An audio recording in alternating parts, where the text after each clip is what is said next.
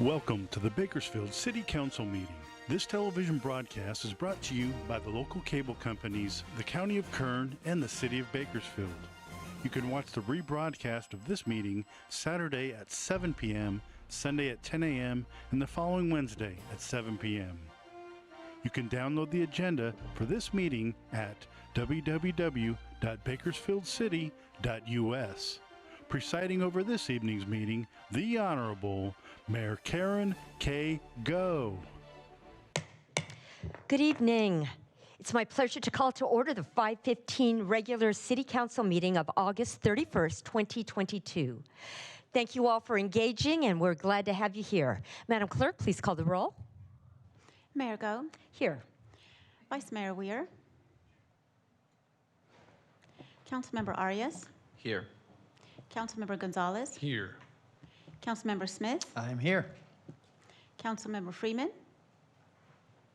Councilmember Gray. Here. Councilmember Parlier. Here. Thank you. We have the pleasure tonight of having our invocation led by Pastor Kevin Edwards of Rising Star Baptist Church, a very, very involved church. Thank you, Pastor, for your ongoing outreach into the community. We appreciate your leadership. And then following the invocation, Harjisal Brar, who is a junior at Stockdale High School and also Councilmember Freeman's appointee to the Youth Council. He's commissioned. He's going to lead us in the Pledge of Allegiance. This is an outstanding young man, 4.3 GPA, an Eagle Scout, junior vice president of the Stockdale High Forensics, and in the world's largest international pre-college STEM competition with 1,800 students. That's the Regeneron International Science and Engineering Fair.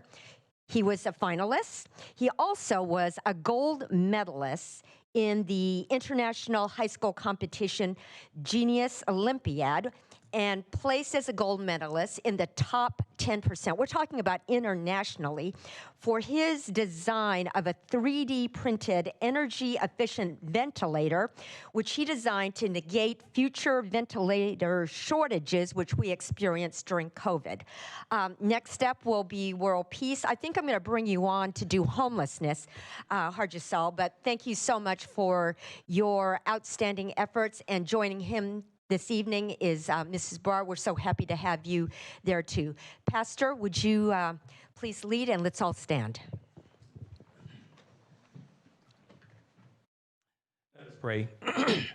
Lord, as your servants gather today for official business, we want to take this time to thank you for our mayor, the city council, and the leaders at every level in our city. Give them grace to bring truth, justice, and stability to our region. Give them power to do what is right and to rule in fairness. May our communities be known for its justice. And then, Father, we want to thank you for your grace and your goodness, and may your face continually shine upon them so that your ways may be known in our community. We praise you, God, and may all the people praise you. Then our land will yield its harvest, and you, Lord, will bless us. So, Lord, we give you and our land, our homes, our labor, and our city. Look with favor on our community, protect our citizens and leaders, and enrich all of our land so that we may be blessed to others. We pray that you would be honored and lifted up in our community. In Jesus' name, amen. Amen.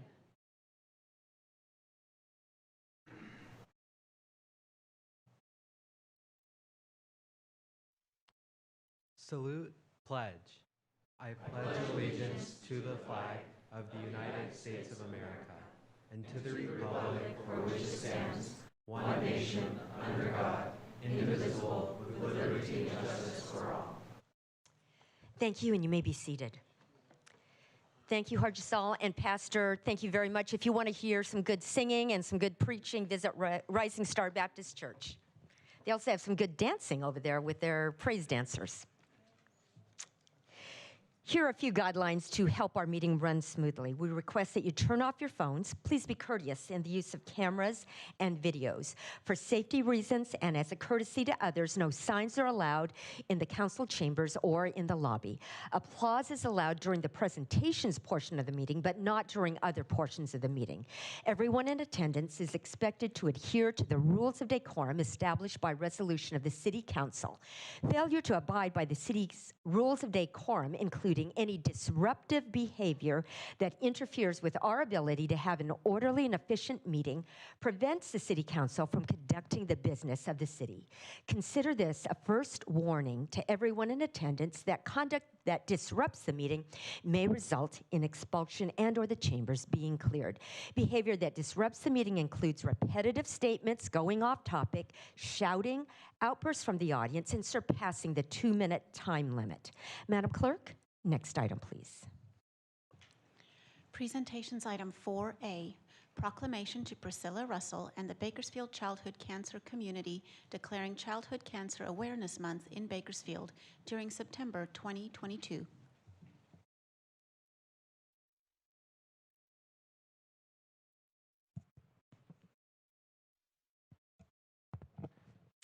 It's my honor to have Priscilla Russell here on behalf of the Bakersfield Childhood Cancer Community, and she's going to introduce the people who are with her.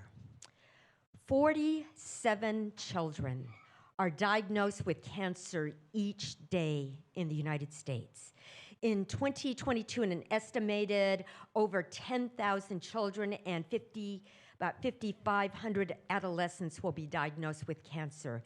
It's estimated that 1,600 children and adolescents will die from cancer in 2022.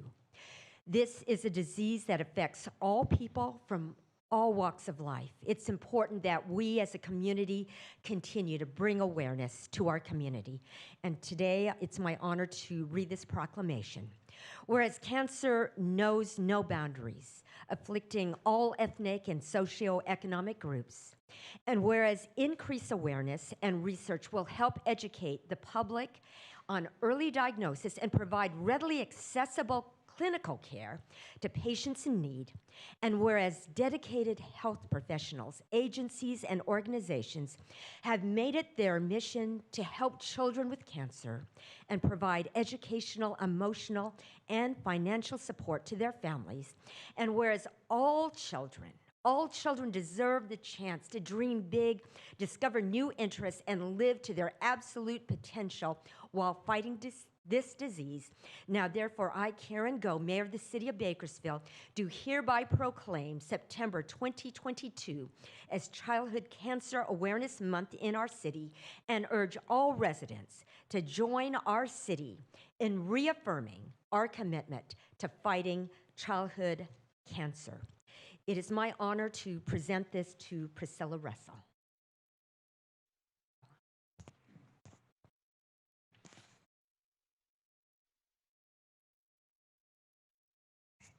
Thank you, Mayor Go and council members, for the acknowledgement of Childhood Cancer Awareness Month in September.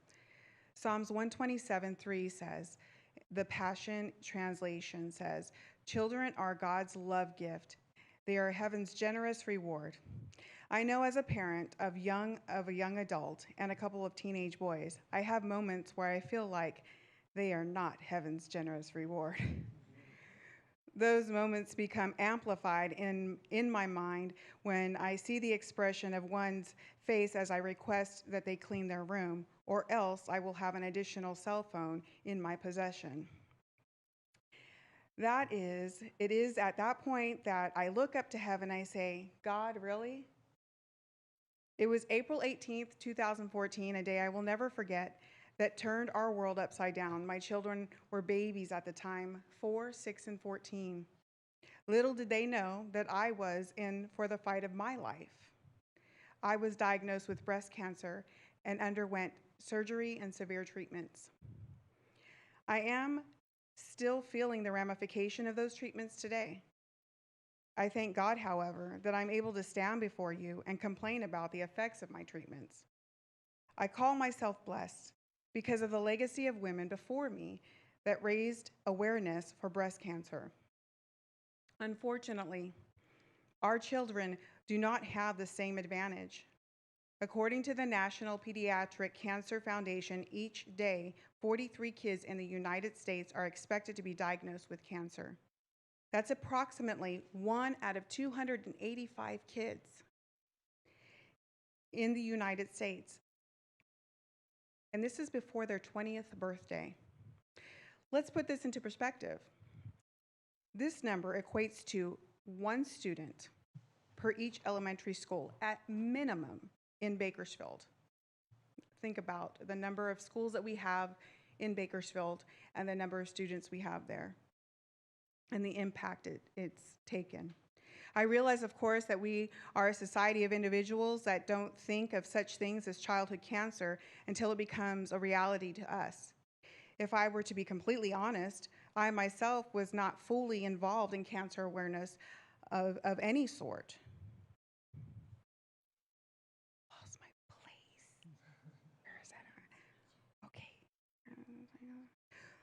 Okay, and so I myself was not fully involved in cancer awareness of any type because, frankly, it hadn't happened to me. We have a tendency to wear blinders on specific diseases and illnesses until they begin to impact us. Now, I know I was made for such a time as this. I do know what it feels like to go through treatment, and at least for me, there were options. Cancer is the #1 killer of children under the age of 20, aside from household accidents. Yet our nation does not provide adequate treatment for these children who are fighting a death sentence. The only reason why I stand before you today is because previous women and families were a voice and an advocate for me.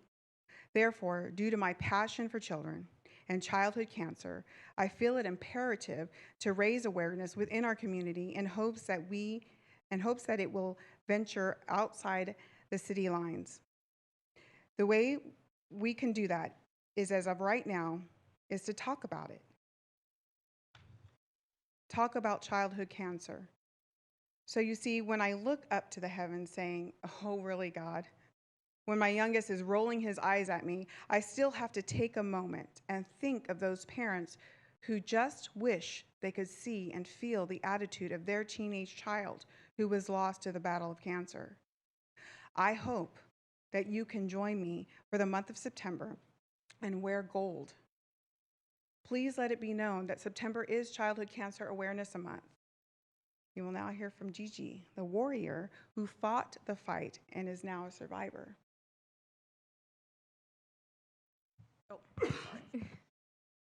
Please join us through the month of September and go gold for all children who were either lost or are currently fighting childhood cancer. Thank you. Thank you.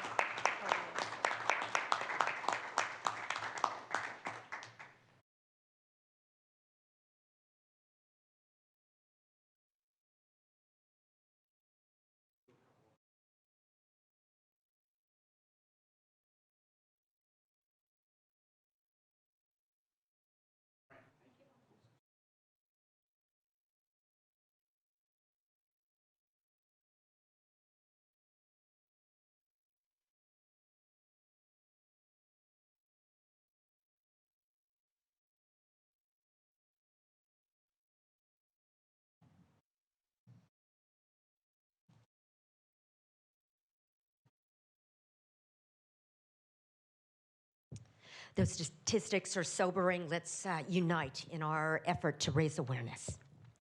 Madam Clerk, next item, please. Public statements. In keeping with Council's resolution, the public statements portion is now divided into 2 periods. There's a period for items listed on the meeting agenda and items not on the meeting agenda. Statements for items listed on tonight's agenda are given a 2-minute time limit, 20 minutes total, per agenda item. The consent calendar as a whole constitutes 1 agenda item. Statements regarding items not listed on the agenda are given a 2-minute time limit, 20 minutes total. If you have written comments that are longer than your verbal statement, please give them to the clerk, who will give copies to the council. If you're here to make a public statement, please fill out a public speaker card and give your completed card to the city clerk. We ask that you mark whether you're here to speak on an item listed on tonight's agenda or on a matter not on the agenda. Speakers who do not identify a specific agenda item will be presumed speakers for the non-agenda portion. Those speakers will be called during the non-agenda portion of the meeting. We're very interested and concerned with your issues. However, due to the public notice requirement of the Brown Act, the council can't take action when an item isn't on the agenda. The council can, however, refer your matter to committee or request that staff contact you. Madam Clerk, do we have any public speakers regarding items listed on tonight's agenda? Mayor Go, we have one public speaker regarding items listed on tonight's agenda, Sandra Plasencia, for item 7AK.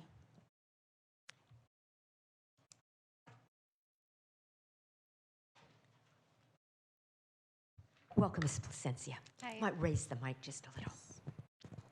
Hi, good afternoon. My name is Sandra Plasencia. I'm a policy advocate with Leadership Council. And I'm here to talk about the downtown housing study that was proposed on the agenda. First of all, I think this is a great study. I would love to see downtown expand.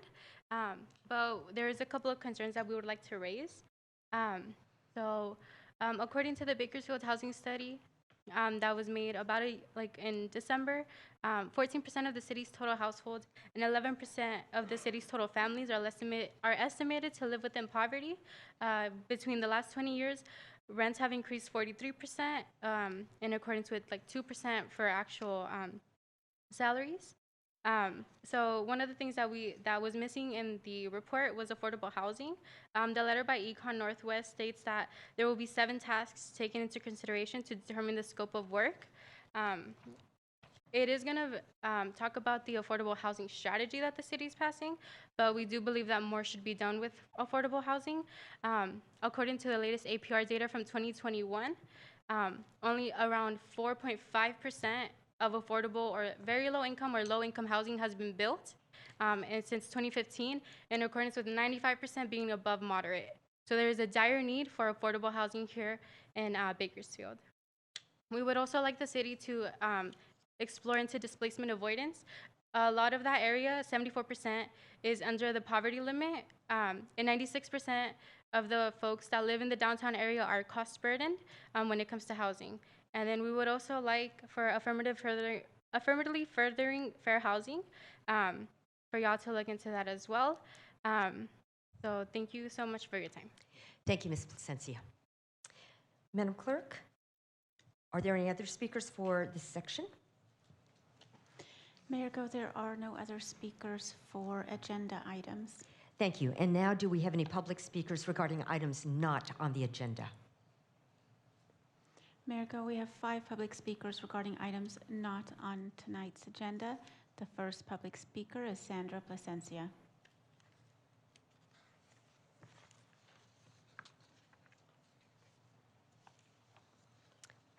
Welcome again. Okay, thank you. So one of the things that we want to talk about is ARPA funding. So thank you so much, Christian Clegg, for telling us that this is going to be voted on for the next meeting for September 21st. But we would like to ask the City Council to make this a public process. We would like community members to have input in how these ARPA funds are spent. We do know that there's a framework and we've looked over the framework. But we truly believe that community should have input on how these funds are spent. So we are really pushing for a public process on the 21st. So our residents would greatly benefit from ARPA funds. Therefore, we urge to implement the public process.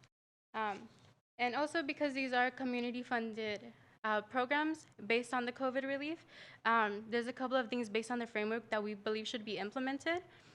One of them being AC units and weatherization, pocket parks, community gardens, business support, specifically small business owners that are part of the BIPOC community, so Black, Indigenous people of color. We would also like street enhancements and safe routes to school. Premium pay specifically for essential workers Apart from city staff, also ag workers, grocery and restaurant workers, janitors, and sanitation workers. And then also a continuation of the rental assistance program that ends today. A lot of folks benefited from that program, but it's about to end, both county and city-wise. So we would like the city to put more funding when it comes to rental assistance. And then we would also like to see a right to counsel. The gap between representation in court for tenants and landlords is 83% landlords and 3% tenants. So we would love a right to counsel. So thank you so much. Thank you, Ms. Placencia. Next speaker, please. Laura Helford.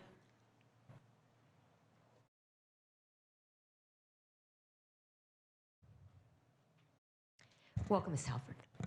Thank you for hearing me. I have an issue that probably concerns several, dozens of homeowners in town.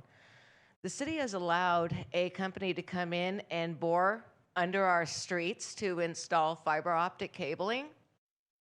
The problem I'm having is this company has bored through my sewer lines. The city doesn't seem to think that that's a problem. It's my problem. I leave messages, I call, I file complaints. I don't get calls back. I get no response. Now I find out that the company that actually physically bored through my sewer line had no license, no insurance, had lied to the company that they were hired to work for, pretending to be another company. Could have been found out if anybody had bothered to check. I don't know how they got certificates, releasing the city of liability and all the certificates, because I asked for them. I haven't gotten those. The permits that I got show the company that applied for the permit is HP Communications, but the permit was issued to MCI. There's no record of MCI applying for it. There's no record of HP having any insurance or any of the other companies having any insurance. And no matter how bad I try to fight, I'm left standing because no attorney wants to help because it's not worth enough to them. So I can't get help from my city. I can't get help from anybody. And I'd like to know why. Thank you, Ms. Halford. Councilmember Parlier. Well, we're going to try and get you some help tonight. So staff, as soon as she steps away, can somebody reach out to her? And I don't know if it's going to be city attorney or CMOs or who it's going to be, but if Public Works, somebody over there. Yeah, thank you, Councilmember Parley. Our help team has been engaged, and our Public Works Director will do some more engagement. They have not engaged with me except for to give me no answers at all. I have asked, where is it in city policy that the city can come in and give this contractor permission to repair my line in a way that it's going to fail in a few years? Ms. Halford. Okay, That's We'll all I wanna continue. know. can we do a sidebar maybe, Christian, with somebody? That's what I want to know. Okay, thank you. Mr. Starklus is going to meet you. Next way to speaker, get please. Next speaker is Shirley Todman.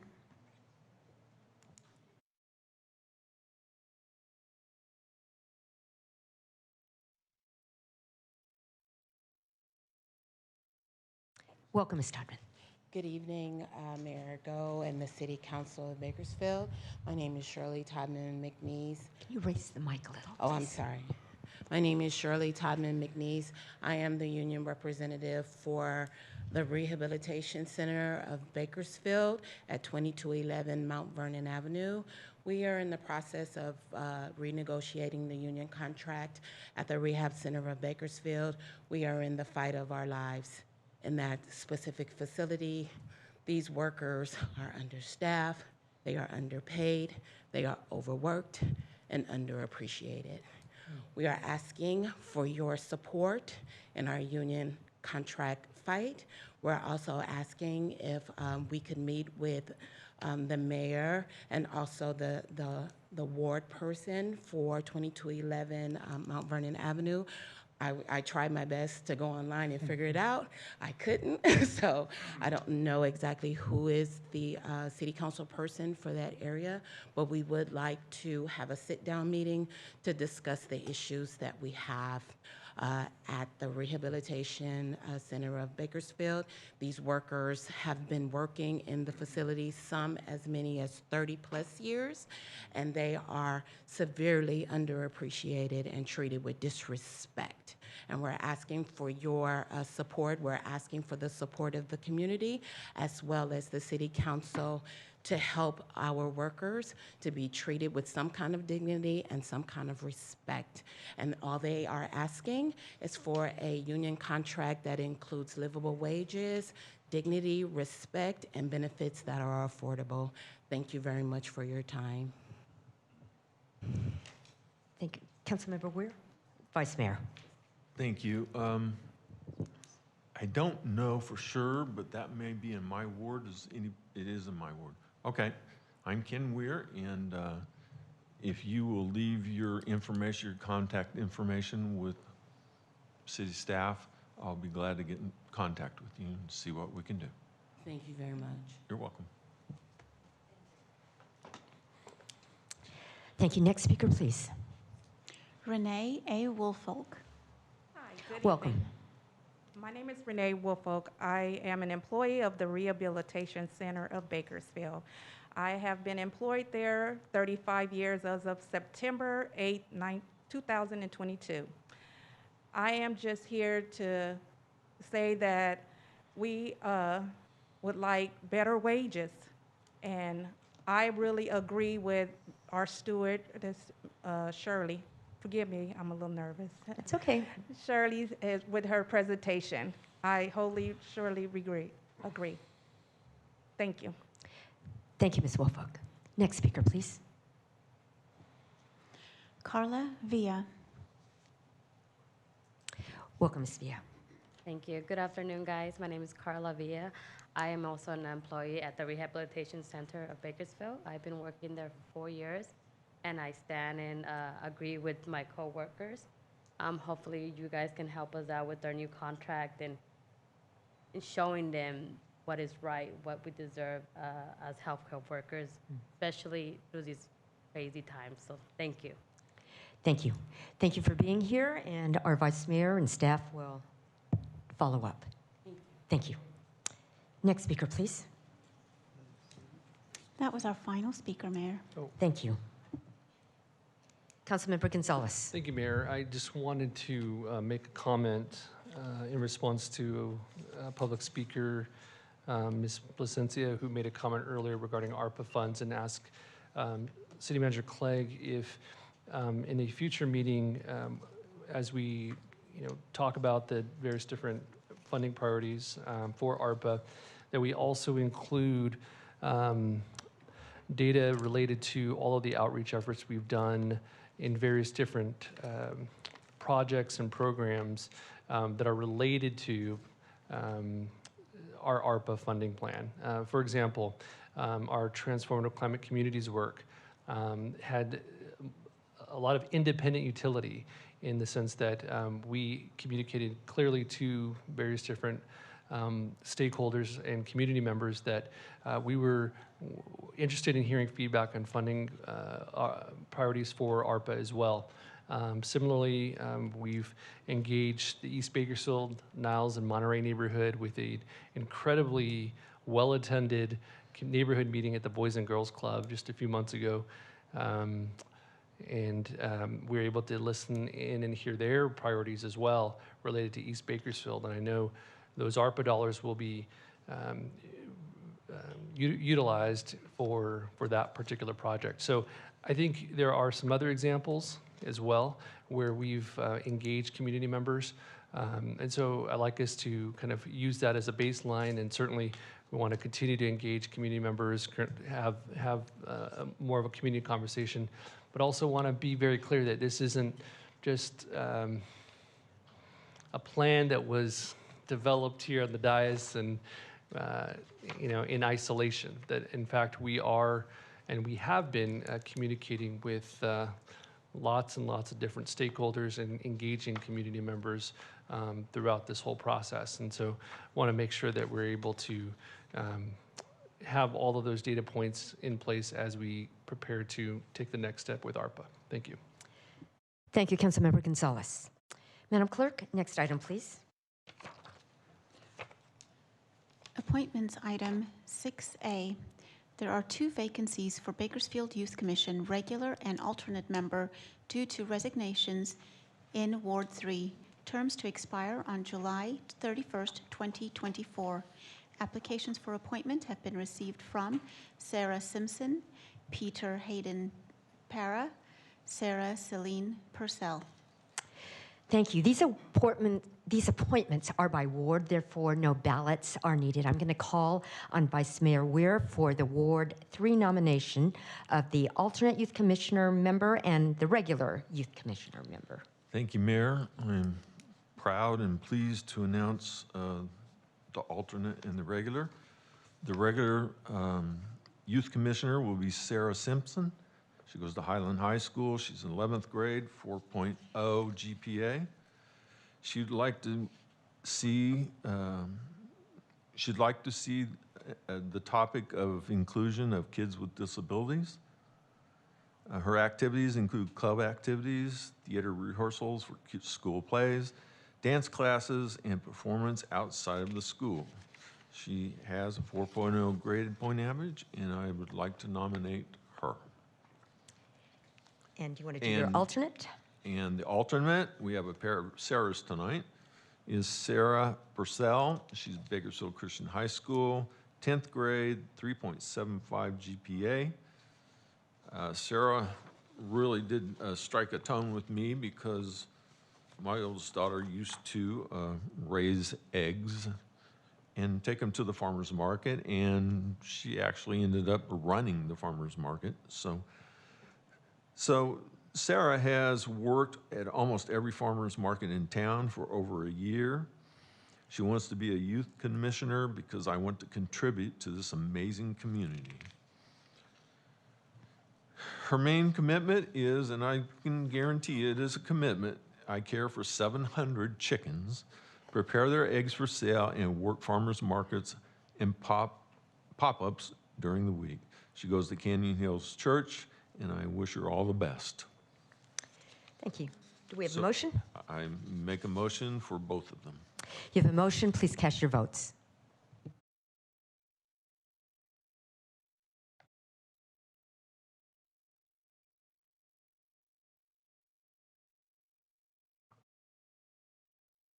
Motion is approved with Councilmember Freeman absent.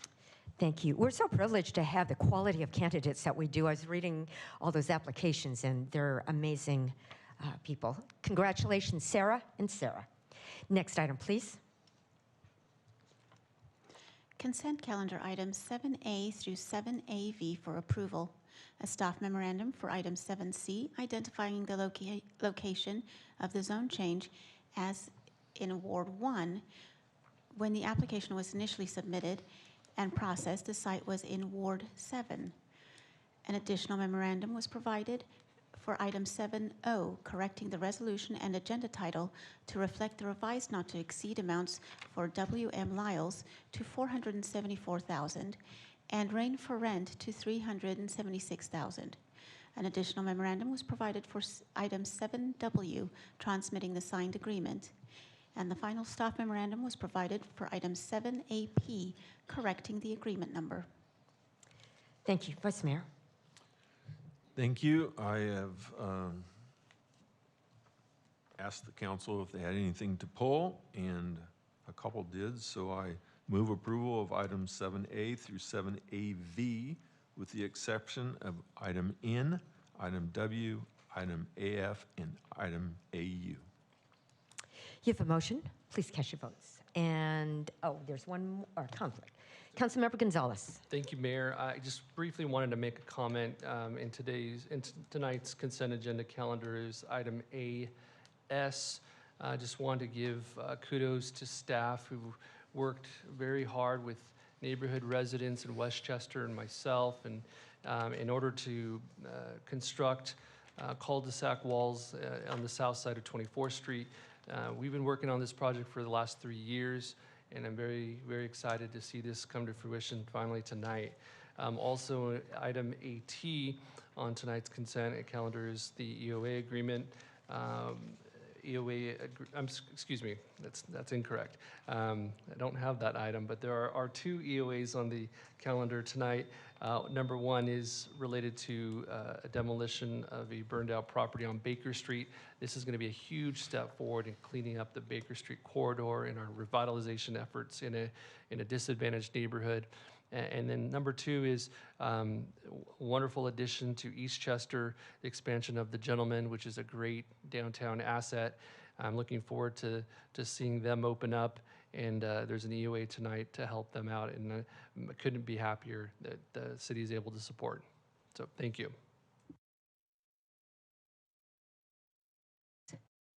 Thank you. You have a motion? Please cast your votes. Do we have did you? I think you. Oh, you already did. Did we? Motion is approved with Councilmember Freeman absent. Thank you. And now, item N. Councilmember Weir, Vice Mayor. Yes, I just wanted to ask if we could get updated EOA maps for the, oh my goodness, economic opportunity areas. Absolutely, we will do. And with that, I'll make a motion to approve. You have a motion? Please cast your votes.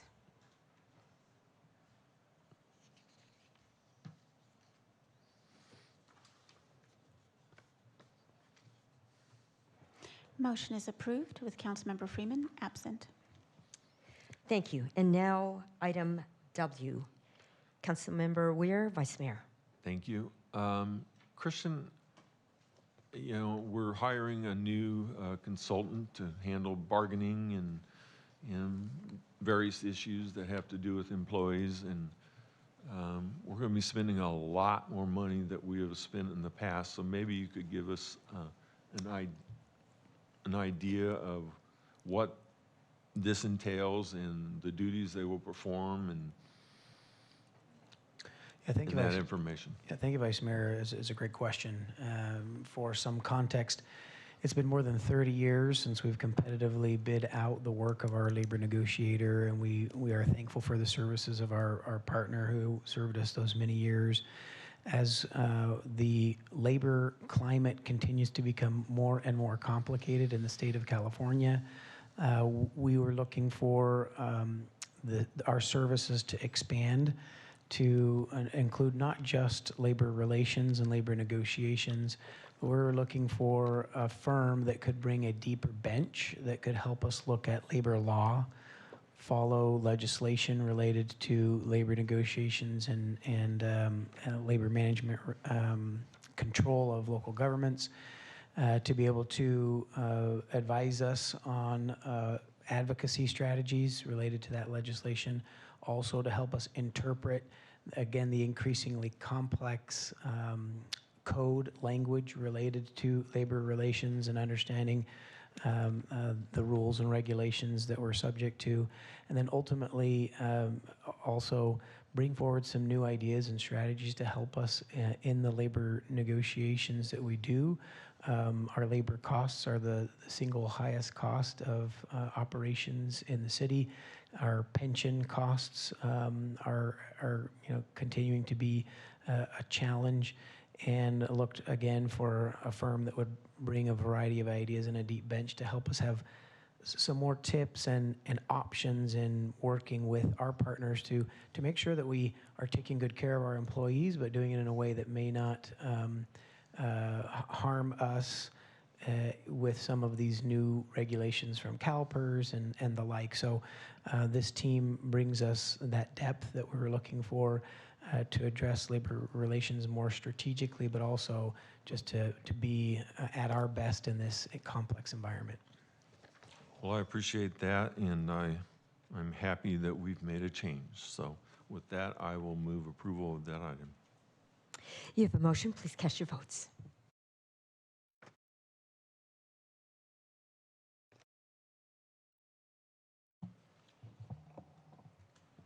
Motion is approved with Councilmember Freeman absent.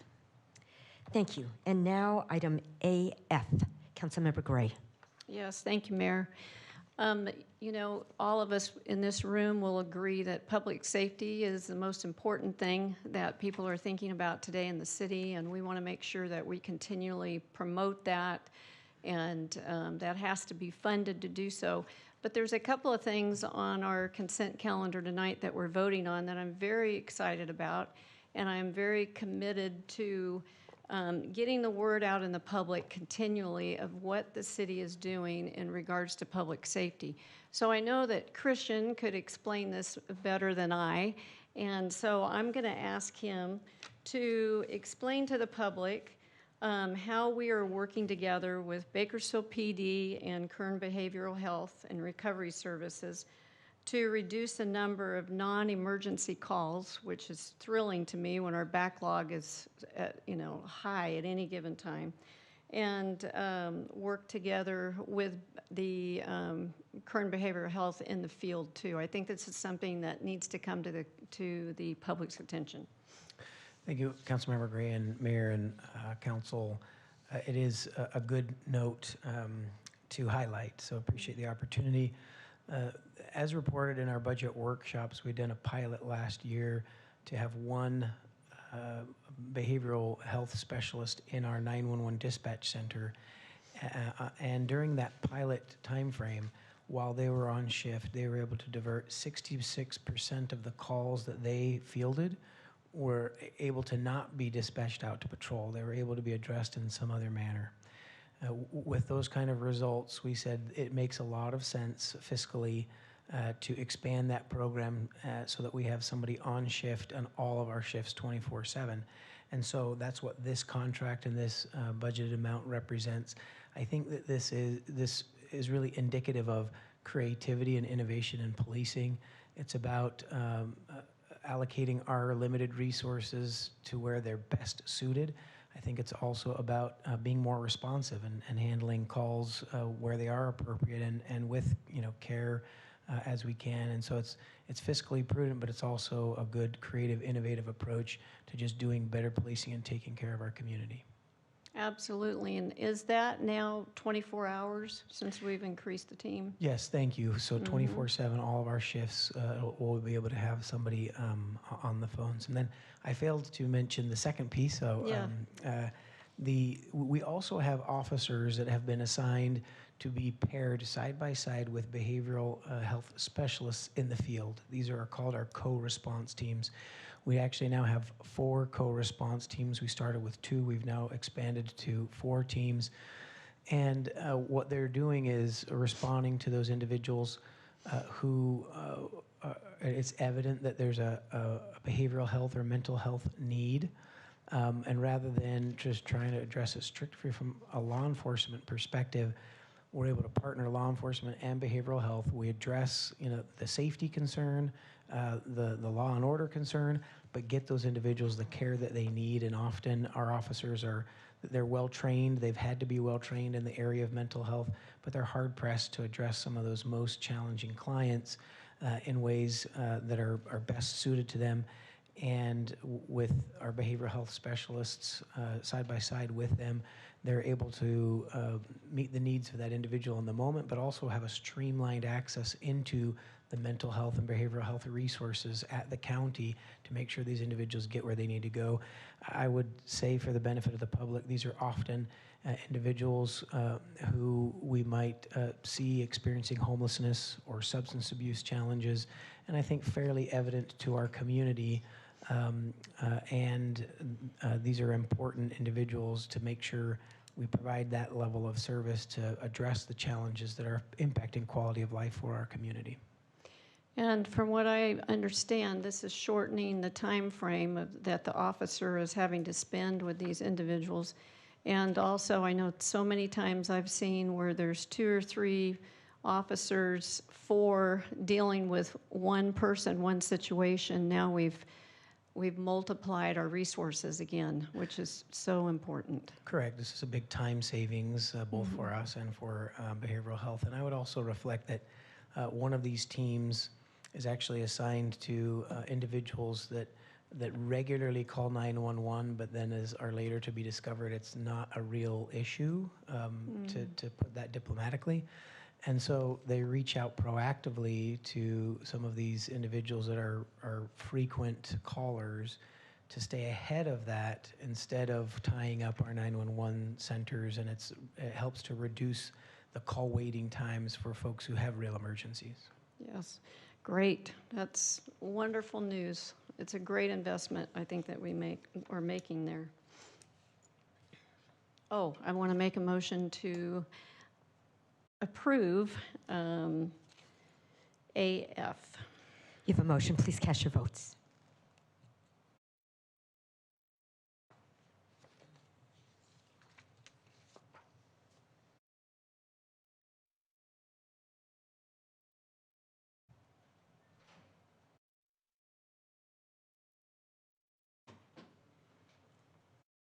Motion is approved. Thank you. And now item AU, Councilmember Gray. And this is another one that, again, it's public safety vital services money that's being spent, both of these, and I think they're great investments. And again, it has to do with public safety. So for the benefit of our citizenry, I would like, again, our city manager, Christian Clegg, to explain to us the California Violence Intervention Program, or CalVIP, and how that is working to reduce gun violence in our community. Thank you, Councilmember, Mayor, and Council. Our California Violence Intervention Program is a program that we started through a pilot basis 2 years ago. We received a $1.5 million grant and have been implementing that grant over the past 2 years.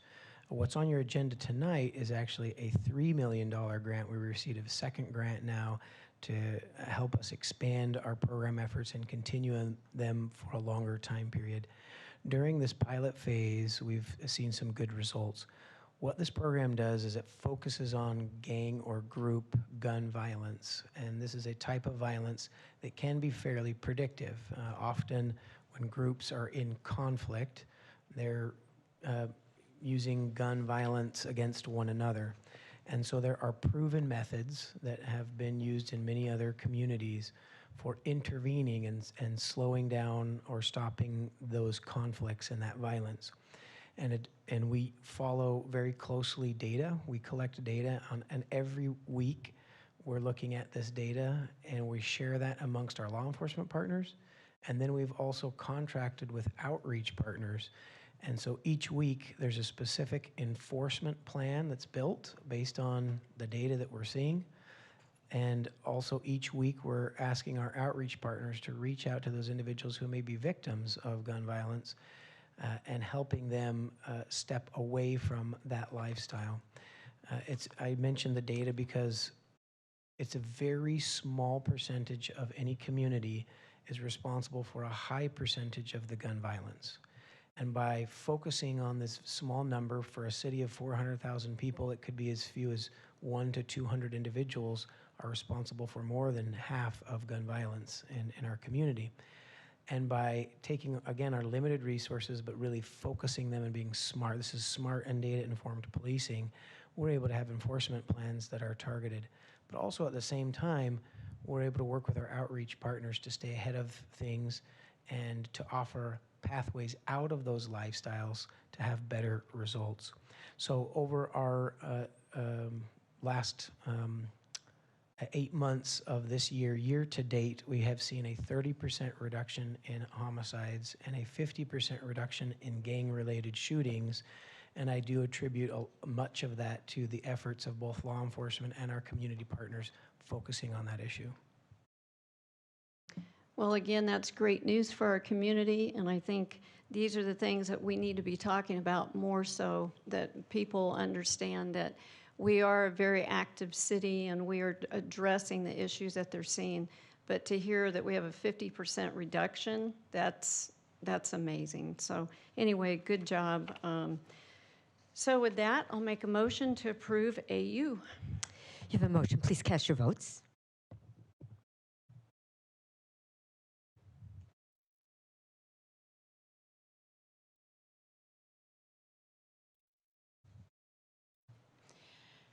Mayor Go, I'm going to ask if we can re-vote. There's a technical issue.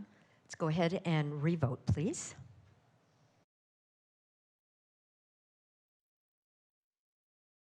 Let's see. We don't have it coming up on their screens. Do you want to just do a voice? Oh, there it is.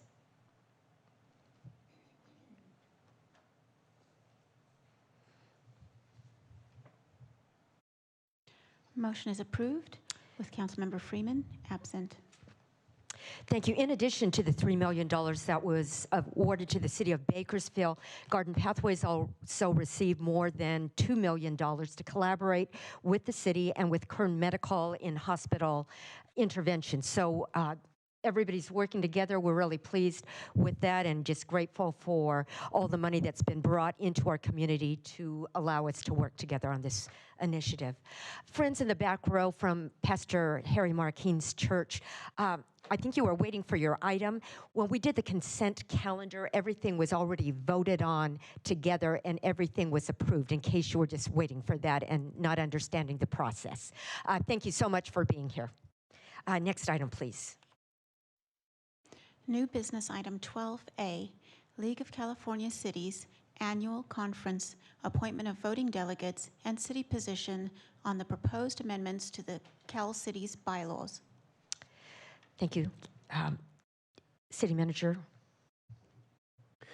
Mayor and Council, each year there are a number of resolutions that the League of Cities takes up as policy considerations, and they ask that each city have a voting delegate to weigh in as a member city of the League of Cities. I think in fairness, I would reflect that we have weighed in on those policy topics in the past and had voting delegates there. But respectfully, the nature of those policy matters are not necessarily on the ones that you would see coming forward in the legislature and some of those big ticket items, but items that are proposed by other member cities, and we are asked to take a position on those. And so this action item tonight would ask the council to nominate one of the members of your body to represent the city council in casting that vote during the conference. Thank you, Councilmember Poirier. Well, if he's up to it, I nominate our esteemed colleague, Eric Arias. You have a motion? Oh, you need an alternate too.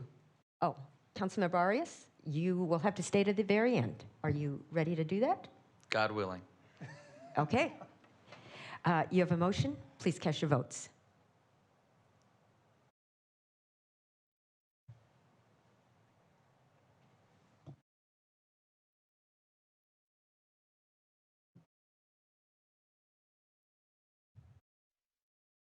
Motion is approved with Councilmember Freeman absent.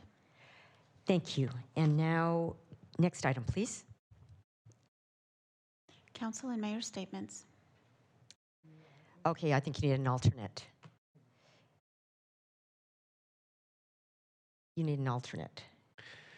It is agendized to make a decision related to alternates.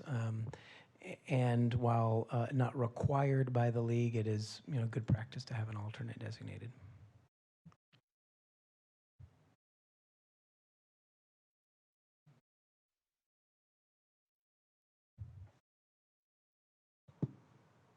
Councilmember Arias. Thank you, Mayor. I would like to nominate as an alternate the esteemed colleague from Ward 7 of the City of Bakersfield. Thank you. You have a motion. Please cast your votes. You have to stay to the very end, too. God willing. And I apologize, Mayor and Council. There's one additional aspect of the staff recommendation that it is on the agenda. It is to also adopt the staff recommendation related to those policy items that are for consideration. And so we would welcome a council motion that would be to designate an alternate and to I accept staff's recommendations on the positions that have been brought forward by the league. Councilmember Arias? Thank you, Mayor. I am happy to make that motion to support the propositions as described in the agenda. And I would like to amend that prior motion to also nominate Councilmember Parlier as the alternate member representing the city. Thanks. You have a motion. Please cast your votes.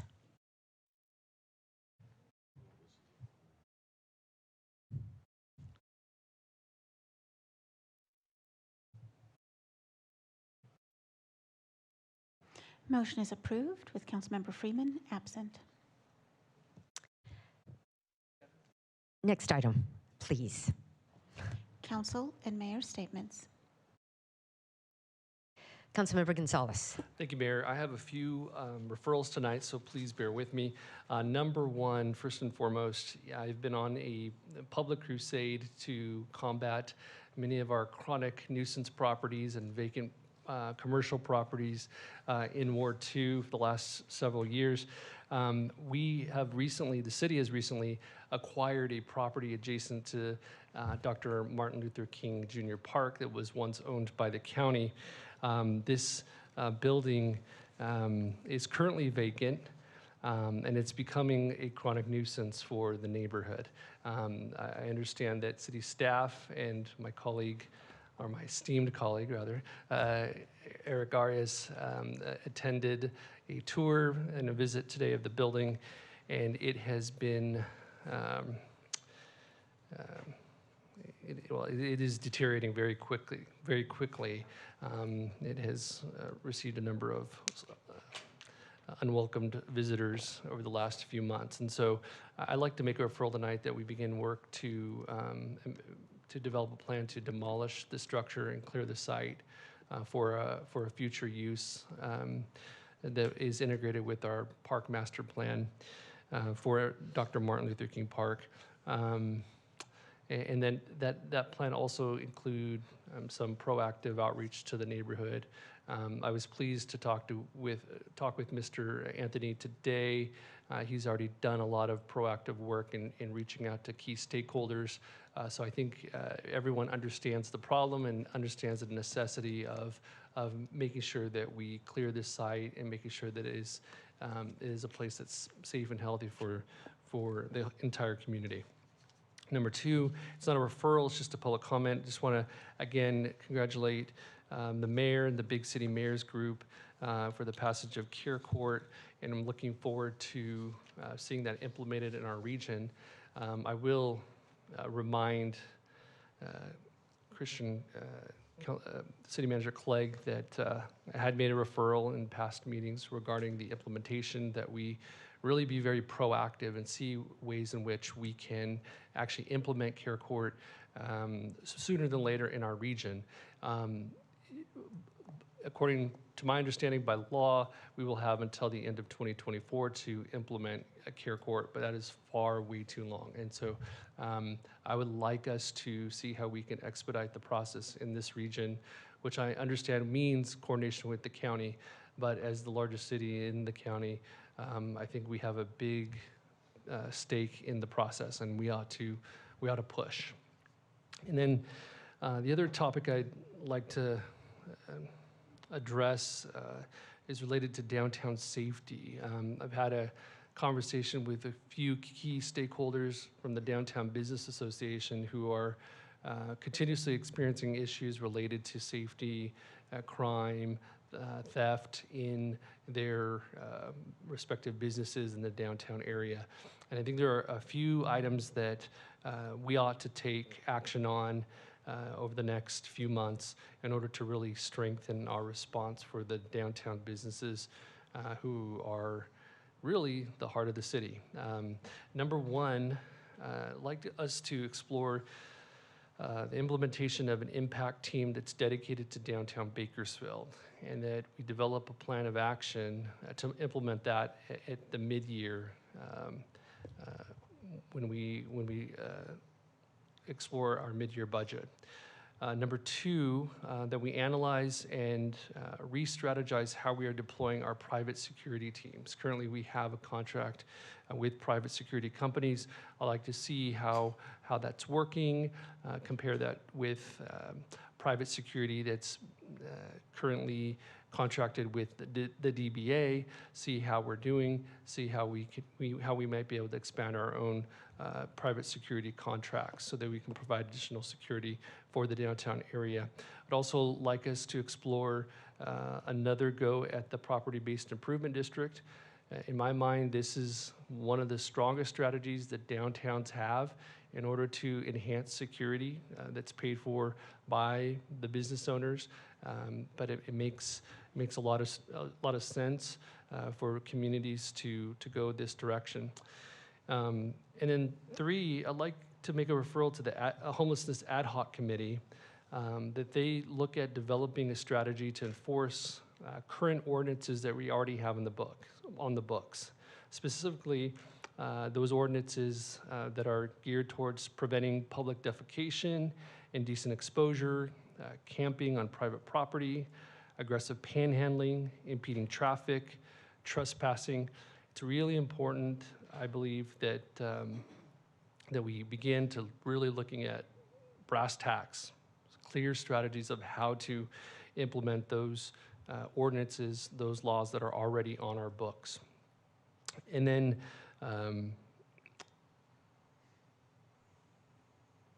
there are a lot of attractive nuisances within the downtown core. There are many dumpsters that are unlocked, and it creates an occasion for people just to kind of go in and throw all the trash out and make a huge mess, and it becomes a real frustration for business owners. I have been pushing staff along to develop a dumpster enclosure policy and an incentive program for property owners and business owners. I'd like us to finalize that within the next 90 days. And I'm asking staff to come back within the next 90 days to make that happen. And the other thing that, again, I've been pushing for a long time is the chronic nuisance and vacant downtown commercial property ordinance. And I'd like to see that come to the full council for consideration in a full policy within the next 90 days or so. And the final three items, number one is like us to develop metrics that we can better analyze the health and safety of downtown Bakersfield and areas that we might need to improve upon and areas that we're doing well. Indicators could include the number of permits that were pulled for downtown development, sales tax revenue, crime data, homelessness metrics, number of business licenses in the downtown area, even our parking structure activity. But those metrics, I think, will help us better analyze how downtown is doing over the long term. We received some pretty good news last week when the Institute of Governments at UC Berkeley found that downtown Bakersfield actually rebounded at a faster rate since before the pandemic, faster than many other and most downtowns throughout the country. That's great news. At the same time, we're hearing from our constituents and community members that there are some issues that are pressing. The reality is both things can be true. And so it's important for us to hear the experiences of our stakeholders, but it's also equally important for us to have that data, that real data that can drive some of our decisions moving forward, and also benchmark our work and give us an opportunity to really assess how well we're doing. So I'd like us to develop those metrics and move us forward in that regard. And finally, as we continue to hear from our constituents related to a lot of these issues, I think it's really important that we communicate with our county counterparts and our state elected leaders all that we hear day in and day out. Because the reality is there are many systemic issues that are facing the city of Bakersfield that we here at this dais, the city manager, the police chief, really don't have the capacity to respond to. I mean, these are issues that are affecting the entire county, the entire state, and we need to be a lot clearer and more honest with our constituents about what we are trying to do and what we can do. But all those things that really are the responsibility of the county and the state. And we need to be able to articulate to our county electeds and our state electeds exactly what we're hearing in the city of Bakersfield and be better advocates for ourselves. So I'd like us to communicate to the state, to the county, what we're hearing related to downtown. I will thank City Manager Clegg for his work. I know he's met with the Downtown Business Association stakeholders just today, but that we are, as we continue to receive feedback, that we also communicate that with, again, the state and the county, not to place blame on others or to deflect, but to simply say that there are many issues that are more systemic that we ought to address at the county and state level. Thank you. Thank you, Councilmember Gonzalez. Councilmember Parlier. Thank you, Mayor. First off, I would just kind of want to reiterate what Andre said about the impact teams. I know downtown is suffering through a host of issues, and I support that, but Ward 7 is also suffering on a host of issues too. And the expansion of the impact teams, I think, would not only help the downtown, but lend to supporting areas like the Auto Mall. I talked to staff last week about clearing out the area north of Hosking on the vacant property west of South H, which is a very large parcel. There's anticipated to be $250 to $300 million worth of investment coming online with probably in the next 2 to 3 years. That would probably be the biggest single project of any area in the city of Bakersfield, and yet it's littered with homeless on almost a daily basis. And as we get retailers and different business folks looking at relocating to Bakersfield, I don't think that is necessarily what they want to see when they first visit and think about bringing their business to us. So if we can look at, and echoing what Andre said, supporting the impact team, I'd be in support of that too. So 2 more items. In Sunday's paper, there's an article, Chief was in it, Cindy Zimmer, Sheriff Donnie Youngblood, and it's one marker we don't want. For the 5th year in a row, Bakersfield, i.e. Kern County, has been the #1 homicide area per capita in the state. It also alluded to poverty being a substantial statistic per capita within the state, and we know from past experiences, narcotics use, narcotics sales, narcotics possession, and with opioid epidemic and deaths associated with that, it's a big problem for our area and our sphere of influence, even though it spills over into the county. We are currently under DOJ stipulation and mandate, the police department, along with the sheriff's department, which is fine. We're working through that process. But as Andre stated, we are, kind of treading water in some areas, and we would need some help from the state and be much appreciated. And with DOJ, looking at what we're doing, it'd be nice as California DOJ provided some resources for us too, like an Office of Bureau Investigations. They have one out of Fresno. It's a regional office, but really, in talking to the chief earlier, special projects, they get down here, but they're not here on a regular basis. Not that they're going to be a cure-all, but they would be an additional support, just like having a CHP office in Bakersfield. It is an additional area of law enforcement support.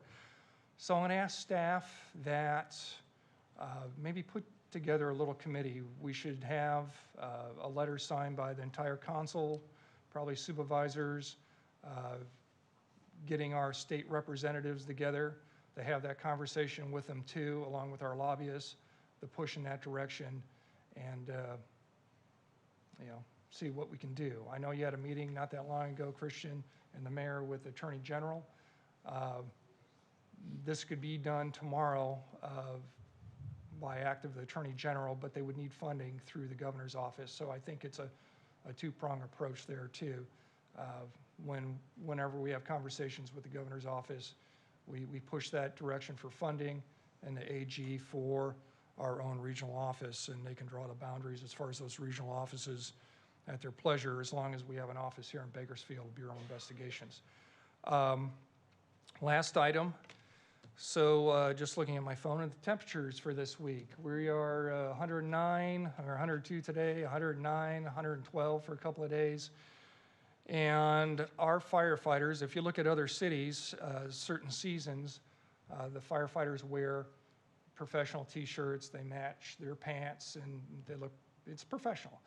I know that underneath their dress blues of the fire department, they have those professional t-shirts on, and what I'm asking is, during certain seasons in Bakersfield, that they are allowed to just have those t-shirts on. Whenever they have a medical call, they're required to have a blood pathogen jacket that they put on, and if it's a fire, of course, they're putting on their turnouts, but if they're just in the trucks and, or engines, and they're around town or at the stations and out front and the public can see them, right now they have to put on their shirt on top of it, and I think it'd be good, not a morale booster, but a lot cooler for them to have those professional t-shirts. Thank you. I don't see any other requests to speak, and so with that, we're adjourned at 6:29.